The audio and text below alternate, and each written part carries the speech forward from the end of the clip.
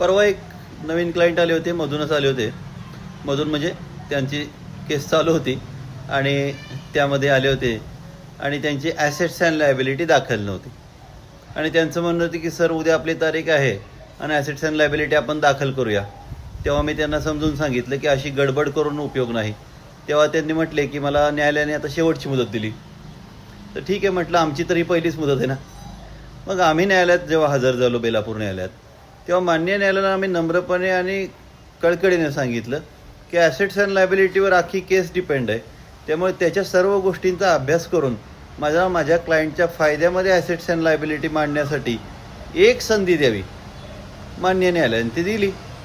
त्यामुळे आपण कशा पद्धतीने सांगतोय आणि कशा पद्धतीने जेन्युइन विनंती करतोय त्याच्यावर माननीय न्यायालय पण आपल्याला परवानगी देतं.